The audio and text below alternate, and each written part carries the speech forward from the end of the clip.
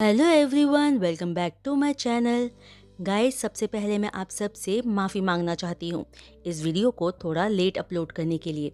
And thank you so much इस fan fiction को इतना पसंद करने के लिए। और हाँ, last but not the least, कि जो कोई भी मेरे चैनल पर नए आ रहे हो, मेरे चैनल को सब्सक्राइब भी कर लेना, ताकि मेरी न्यू वीडियो की नोटिफिकेशन आप सब तक फ़ौरन पहुँच सके। आज इस फैन फिक्शन का मैं लास्ट पार्ट एक्सप्लेन करने जा रही हूँ, तो आइए और ज़्यादा वक्त न लेते हुए मैं आगे का एक्सप्लेनेशन शुरू करती हूँ। लास्ट पार्ट में हमने देखा था कि जान अपनी हीट को दबाने के लिए शूकाई की मदद से अपने फैमिली डॉक्टर से दवाई मंगवा कर खा लेता है, बिना शूकाई की इंस्ट्रक्शन सुने, जिसकी वजह से गलत तरीके से दवाई लेने की वजह से जान की हीट फौरन आ जाती है और ईबो जान के साथ मेटिंग कर लेता है। 7 दिन बाद मैं ये सब और नहीं चाहता। मुझे हर जगह तकलीफ हो रही है। मैं हीट में था, तुम नहीं, यू हार्टलेस बीस्ट, जान चिल्लाते हुए कह रहा था। दरअसल जान की हीट 5 दिन ही रही थी, लेकिन उसे यकीन नहीं हो पा रहा था कि उसका बीस्ट मेट उसकी हीट ओवर होने के बाद भी उसे नहीं छोड़ेगा। वो पिछले 6 दिनों से जान को उसकी तकलीफ से हील करता था और वापस से उसके साथ फिर शुरू हो जाता था, मानो ये वो अपने रट में हो। मैंने तुम्हें कल आराम करने तो दिया था, आज कंटिन्यू करते हैं ना? क्या तुम्हें अपने इस मेट पर तरस नहीं आ रहा? ये वो जान को बेड पर पिन करते हुए पपी आइस के साथ कहता है। लेकिन आज जान ईबो के जाल में नहीं फंसने वाला था। जान तो काउंट भी नहीं कर सकता था कि पिछले 6 दिनों में ईबो ने अपने कितने सारे सेशंस जान के साथ पूरे किए थे, और सुबह वो फिर जान को खाने के मूड में था। आज मुझ पर तुम्हारी ये आंखें कोई काम नहीं करेगी। जाओ यहाँ से और मुझे शांति से सोने दो। अगर तुमने मुझे फोर्स करने की कोशिश भी की ना, तो आई स्वेयर मैं तुम्हारे इस लिटिल ब्रदर को आग से जलाकर राख कर दूंगा। और तुम अच्छे से जानते हो कि मुझ में अपनी बॉडी के चारों ओर आग की लेयर बनाने की क्षमता है। जान की ये धमकी सुनते ही यीबो अपने सलाइवा को स्वॉलो करता है और अगले ही पल उसके मन की इच्छा गायब हो जाती है। वो फौरन जान से दूर हटकर अपने लिटिल ब्रदर की तरफ देखता है, जो जान की धमकी सुनकर पहले ही शांत बैठ चुका था। जिसे देख जान स्mirk करता है। तुम्हें इतना गुस्सा करने की जरूरत नहीं है। मैंने कितने अच्छे से तुम्हारी हीट में मदद करी। अब जब मुझे मदद चाहिए तो तुम मेरे साथ ऐसा कर रहे हो, माय डियर मेट।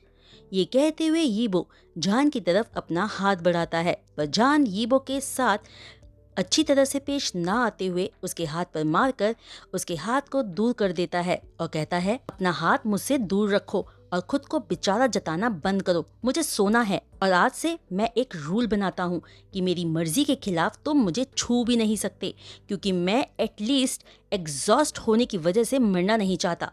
ये कहकर जान सो जाता है। यीबो अपनी हार मानकर वहां से बात लेने चला जाता है।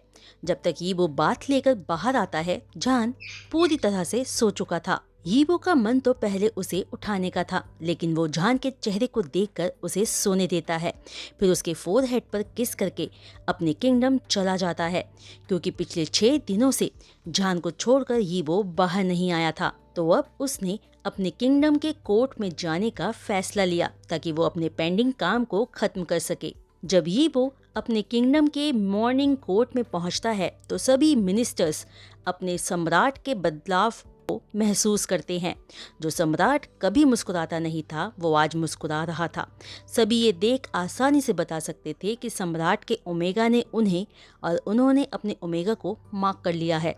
फिर मॉर्निंग कोर्ट के अंत में यीबो अपनी मैरिज ड्रैगन किंगडम के सेकंड प्रिंस के साथ अनाउंस करके अपने बाकी काम निपटाने लगता है।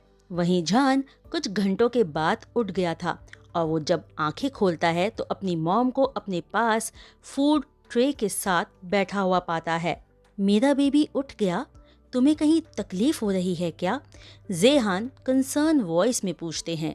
हाँ मॉम, बस मैं अपने पैर महसूस नहीं कर पा रहा हूँ, जान पाउट बनाते हुए कहता है। तभी मैं डॉक्टर से तुम्हारे लिए बेस्ट टॉनिक लेकर आया हूँ। तुम 3 दिनों में बिल्कुल ठीक हो जाओगे। ये कहकर जान की मॉम जेहान अपने बेटे को उठने में मदद करते हैं। फिर अपने हाथ से उसे सूप और टॉनिक पिलाने लगते हैं कि तभी शू काई भी अपने ब्रदर इन लॉ को देखने आता है, जो उसके लिए परेशान था। ब्रदर इन लॉ, मैं ये कुछ बेबी के कपड़े एडवांस में ले आया हूँ।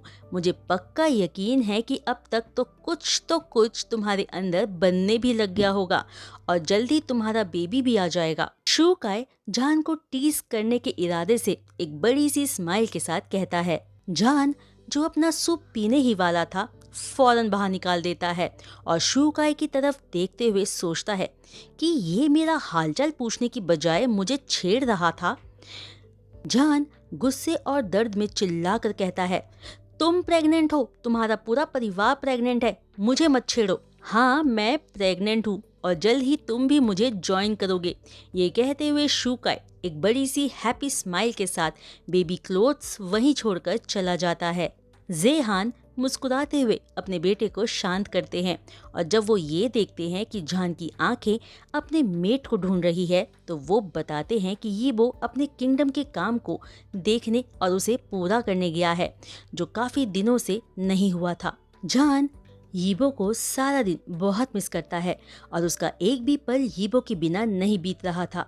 वहीं दूसरी तरफ यीबो अपना थोड़ा काम पूरा करने के बाद जान को ना देख पाने की वजह से काम पर ध्यान नहीं दे पा रहा था और वो जान के पास लौटने का सोचते ही फौरन जान के रूम में पहुंच जाता है, जहां जान उसे देखते ही गले लगाकर रोने लगता है और कहता है, प्लीज़ मुझे दोबारा छोड़कर मत जाना, मुझे अपने साथ लेकर जाना, मैंने तुम्हें बहुत मिस किया।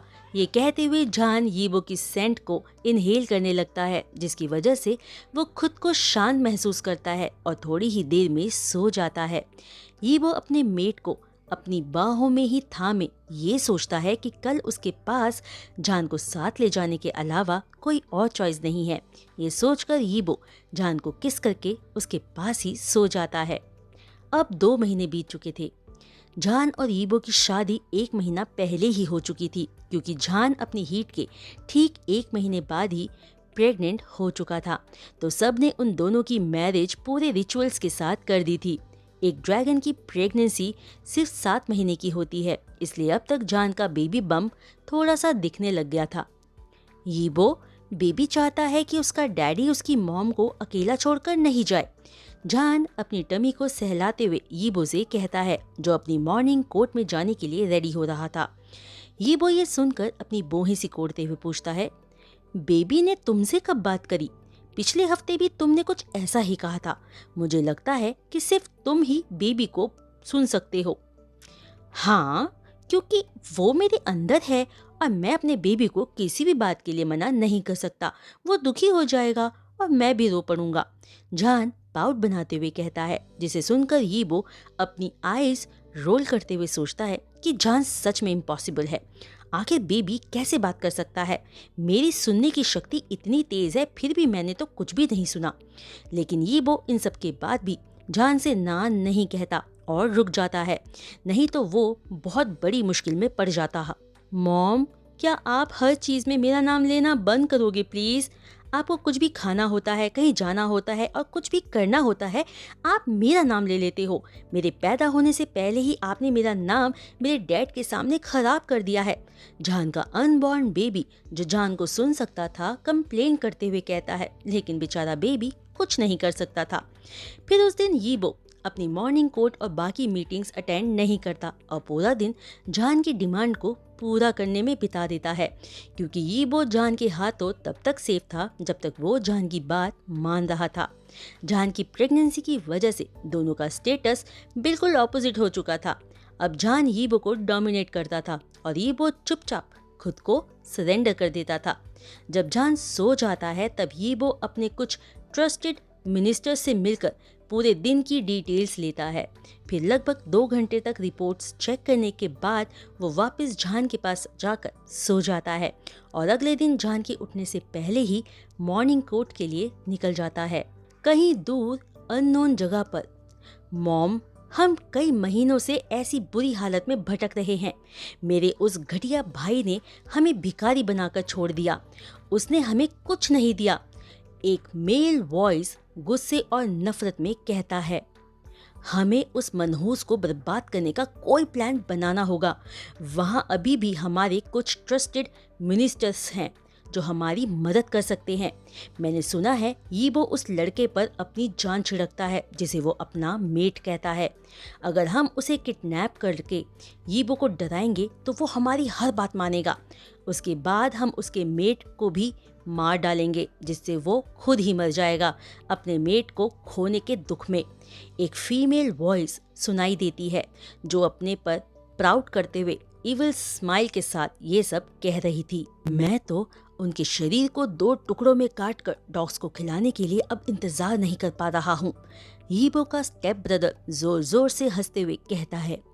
वहीं दूसरी तरफ जब यीबो अपनी मॉर्निंग कोट का काम फिनिश करके जान को चेक करने के लिए जा रहा होता है कि तभी एक डार्क गार्ड वहां यीबो के सामने अपीयर होते ही घुटनों पर बैठकर यीबो को ग्रीट करता है। महासम्राट, आपने जिन 2 चूजों को छोड़ दिया था वो अब आपके खिलाफ एक्शन लेने का प्लान कर रहे हैं। डार्क गार्ड यीबो को रिपोर्ट करता है। वो इस बार क्या प्लान कर रहे हैं? यीबो एक स्मर्क के साथ पूछता है। उसने नहीं सोचा था कि उसका स्टेप ब्रदर और उसकी मॉम इतनी जल्दी एक्शन में आएंगे। यीबो ने उनकी जान बख्शी थी ताकि वो सड़कों की जिंदगी का एहसास कर सके। यीबो ने हमेशा ही उनके पीछे अपने डार्क गार्ड्स छोड़े हुए थे ताकि उनकी हर हालत और हरकत का उसे पता चलता रहे। उसने इसके साथ ही अपने पूरे किंगडम में ये ऐलान किया हुआ था कि जो कोई भी उन दोनों की मदद करेगा तो यीबो उनको पर्सनली मार डालेगा और उसकी फैमिली को भी नहीं छोड़ेगा। यीबो ने कसम खाई थी कि वो इस बार किसी को कोई भी गलती करने पर नहीं माफ करेगा। वो आपको डराने और अपनी बात मनवाने के लिए हमारी क्वीन को किडनैप करने का प्लान कर रहे हैं। फिर बाद में वो आपको और आपके मेट दोनों को मार डालना चाहते हैं। डार्क गार्ड बिना हेजिटेशन के यीबो को सब बता देता है। ये सुनकर यीबो का ऑरा बदल जाता है। वो मानो उनको उसी वक्त मार डालना चाहता हो। कोई भी उसे कुछ भी करे डराने के लिए वो सब झेल जाएगा, लेकिन कोई उसकी जान से ज्यादा प्यारे क्वीन के बारे में कुछ करना तो दूर गलत सोचेगा भी तो यीबो उसे नहीं छोड़ेगा। उनको मार डालो जैसा वो मुझे और मेरे मेट को मारने का सोच रहे हैं, और उनका सिर काटकर मेरे सामने लाना, साथ में उनका खून भी, जिसे ये महासम्राट पीकर अपने गुस्से को शांत करेगा। ये इंस्ट्रक्शंस देकर यीबो वहाँ से चला जाता है। यीबो उनको थोड़ा और जीने देना चाहता था, लेकिन उन्होंने उसके मेट के बारे में बुरा सोचकर अपनी मौत खुद बुलाई थी, तो यीबो उनकी इच्छा पूरी कैसे नहीं करता। डार्क गार्ड जी महासम्राट कहकर वहां से गायब हो जाता है। यीबो जान को गार्डन में खेलता हुआ पाता है जो तितलियों के पीछे भाग रहा था। वो बहुत खुश और खूबसूरत दिख रहा था, जिसे देख यीबो के चेहरे पर भी स्माइल आ जाती है और सोचता है कि उसके रहते उसके प्यारे मेट पर कोई खतरा नहीं आ सकता। वो उसे हमेशा प्रोटेक्ट करेगा। कि तभी जान यीबो को देखकर अपना हाथ हिलाते हुए उसे अपने पास बुलाता है। आओ, मेरी इन तितलियों को पकड़ने में मदद करो। ये सुनकर यीबो अपना कोट उतारकर वहां खड़ी एक मेट को पकड़ाकर वहां से गायब हो जाता है और सीधे जान के सामने एक तितली को अपने हाथों में पकड़े आ जाता है, जो फड़फड़ाते हुए खुद को यीबो के हाथ से छुड़ाने की कोशिश कर रही थी। कि तभी जान यीबो के हाथ पर मारते हुए कहता है, इसे छोड़ो, ऐसे पकड़ने में कोई मजा नहीं है। जैसे मैं पकड़ने की कोशिश कर रहा हूँ वैसे मेरे साथ इन तितलियों को पकड़ो। जिसे सुनकर यीबो का चेहरा पीला पड़ जाता है कि वो कैसे सबके सामने ऐसे भागकर तितली पकड़ सकता है, और वो तो जान की तरह भाग भी नहीं सकता क्योंकि वो उसकी तरह प्रेग्नेंट नहीं है।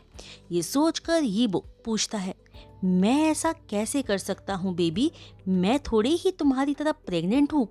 ये सुनते ही अगले ही पल जान की आंखें चमक उठती है, जिसे देख यीबो अपना स्लाइवा स्वॉलो करते हुए जान की तरफ देखता है, जिसके दिमाग में जरूर कोई खतरनाक आइडिया बन रहा था।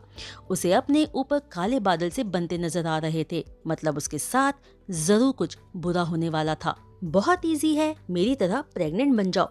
ये कहते ही जान अपने मैजिक से यीबो की टमी को फुला देता है और मेक श्योर करता है कि उसकी टमी इतनी बड़ी हो कि यीबो को उसके पैर भी ना दिखाई दे।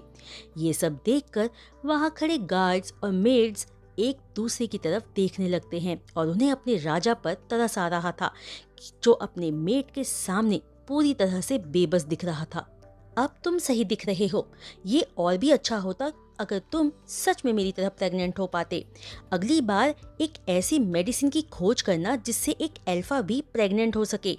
जान की ये बात सुनकर यीबो घबरा कर सोचता है कि अगर वो ऐसा कर भी सकता होगा तो भी नहीं करेगा। तभी जान का अनबॉर्न बेबी अपनी मॉम के इस तरह के खतरनाक आइडिया को सुनकर प्रोटेस्ट करते हुए किक मारता है, जिसे जान महसूस करके यीबो का हाथ अपनी टमी पर रखते हुए कहता है कि देखो, बेबी भी मेरे आइडिया को सपोर्ट कर रहा है। लेकिन यीबो को महसूस होता है कि उसका अनबॉर्न बेबी जान के आइडिया को प्रोटेस्ट कर रहा है। लेकिन यीबो जान की खुशी के लिए सब करता है और जब जान थक कर सो जाता है, यीबो ये सोचता है कि और कितने महीने उसे ये सब झेलना होगा। फिर जान के फोरहेड पर किस करके मुस्कुराकर कमरे से बाहर चला जाता है। दूसरे कमरे में सम्राट, मैंने उन दोनों को मारकर उनके टुकड़े हमारे डॉग्स को खिला दिए हैं। ये रहा उनका सिर और ब्लड जो आपने मांगा था। डार्क गार्ड यीबो को रिपोर्ट करते हुए कहता है, बहुत बढ़िया, इस ब्लड को मुझे ग्लास में सर्व करो। इतने महीने हो गए मुझे ब्लड टेस्ट करे हुए। यीबो ये कहते हुए उन दोनों के सिरों को अपने मैजिक से वहीं जला देता है। यीबो अपने पेरेंट्स जो ह्यूमन वर्ल्ड में थे उनको कभी नहीं भूला था। वो समय समय पर उन्हें प्रेग्नेंट जान के साथ मिलने जाया करता था। पर हैरानी की बात तब थी जब यीबो के सब सच बताने पर भी उसके पेरेंट्स नहीं डरे थे, बल्कि उन्होंने ये कहा कि वो पहले से जानते हैं कि उनका बेटा कोई और है, क्योंकि 5 साल का होने से पहले ही यीबो ने कई साइन दिए थे कि वो ह्यूमन नहीं है। वो हमेशा ब्लड पीने की डिमांड किया करता था, वो भी ह्यूमन ब्लड की, जिसकी वजह से उसके पेरेंट्स के पास अपने बेटे को बचाने का सिर्फ एक रास्ता था कि वो दोनों अपना ब्लड डोनेट करके अपने बेटे को पीने के लिए देते थे। वो एक बार भी ना ही तो अपने बेटे के एबनॉर्मल होने से डरे थे और ना ही कोई शिकायत की थी। ये जानकर यीबो की आंखें भर आई थी, हालांकि उसे ये सब कुछ याद नहीं था। जान ने एक अल्फा बेबी बॉय को बर्थ दिया था जिसका नाम उन्होंने वोंगशियन रखा था। वो एक रेयर और स्ट्रॉन्ग मिक्स जीन्स का बेबी था जो ड्रैगन और वैम्पायर दोनों की शक्तियों को लेकर पैदा हुआ था। उसकी ग्रोथ बाकी बच्चों से अलग थी। वो सिर्फ 2 महीने में ही 2 साल के बच्चे जितना बड़ा हो गया था, जो अब चल भी सकता था और थोड़ा सा बोल भी। जान अपने बेटे की इतनी जल्दी बड़े हो जाने पर दुखी था, क्योंकि वो उसे अपनी गोद में खिलाना और उसे स्पॉइल करना चाहता था। पर वो खुश भी था कि उनका बेबी एक स्पेशल चाइल्ड है जो बहुत स्ट्रॉन्ग और पावरफुल है। लेकिन यीबो अपने बेटे की रैपिड ग्रोथ से हैरान नहीं था, क्योंकि जब वो छोटा था तो उसकी ग्रोथ भी ऐसी ही थी। वोंगशियन ज्यादा अपने डैड के करीब था और यीबो के साथ ही रहता था। वो जान के पास तब जाता था जब उसे भूख लगती थी। वोंगशियन को जान का ब्लड ठीक वैसे ही पसंद था जैसा कि यीबो को। जान जब सोया होता था तो वोंगशियन कभी उसके नेक पर तो कभी उसके शोल्डर पर काट लिया करता था। वो ब्रेस्ट फीड बहुत कम करता था, क्योंकि जब भी उससे पूछा जाता था कि उसे क्या चाहिए, वो हमेशा जान के ब्लड की डिमांड करता था, क्योंकि जान का ब्लड उसे बहुत मीठा लगता था। पुअर जान अपने अल्फा के हाथों रोज रात को खाया जाता था जब भी वो लव मेकिंग करते थे। यीबो ने अपना एवरीडे मीन्स एवरीडे वाला रूल कायम रखा था। बेचारा जान अगर बर्थ प्रोटेक्शन पिल्स नहीं खाता तो अब तक दोबारा प्रेग्नेंट हो गया होता। शुकाई ने भी एक क्यूट ड्रैगन बेबी बॉय को बर्थ दिया था। वोंगशियन जो अपनी ग्रोथ की वजह से अपने कजन से बड़ा दिखता था, हमेशा उसके साथ खेलता, उसे टीज करता और प्रोटेक्ट करता था। वो किसी को भी अपने भाई को बुली करने नहीं देता था। सभी किंगडम्स आपस में भाईचारे से रहने लगे थे। सब बहुत खुश और पीसफुल लाइफ जी रहे थे, बिना ये सोचे कि कौन स्ट्रांग है और कौन कमजोर, क्योंकि सभी एक समान रहने लगे थे। तो इसी के साथ हमारा ये my naive dragon wife fan fiction आज कंप्लीट होता है। प्लीज़ मुझे अपने कमेंट से बताइएगा कि आपको ये स्टोरी कैसी लगी। तो आज के लिए बस इतना ही। मैं जल्द आप सबके सामने एक नई स्टोरी के साथ आऊँगी। तब तक के लिए बाय।